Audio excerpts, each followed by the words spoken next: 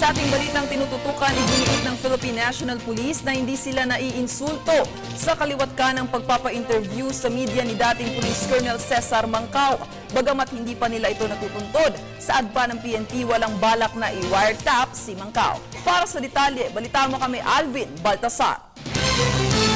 Walang bahid ng pag-iinsultong nararamdaman ng Philippine National Police sa gitna ng kabiguan pa rin itong madakip si dating Police Colonel Cesar Mancao matapos na ito'y makatakas nitong nagdaang Mayo 1 sa National Bureau of Investigation. Sa kabila na rin ito ng kaliwat ka ng pagpapa-interview ng malapalo sa dulas na dating PAOK-TF official sa media habang idinetalye pa nga nito kung paano niya nagawa ang pag-eskapo. Ayon kay PNP spokesman Chief Generoso Serbo, ginagawa naman nila ang lahat kasabay ng pagtiyak na hindi na madadagdagan ng tiniguriang Big Five na hanggang ngayon hindi pa rin nahuhuli, isa man sa kanila, partikular ng PNP CIDG. Hindi naman issue rito kung sino yung nagkocontrol, over kung sino man.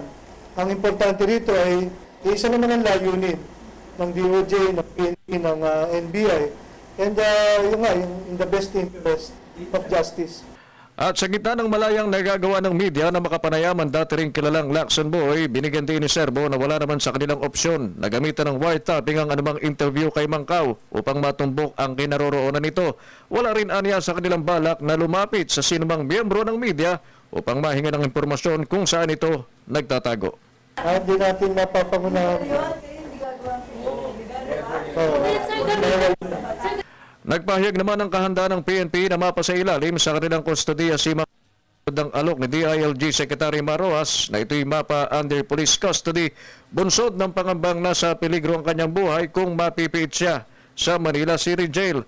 Pero ang kondisyon, kailangan sumuko ang dating police official na anilay pinakamagandang hakbang na maaari nitong gawin sa kasalukuyan.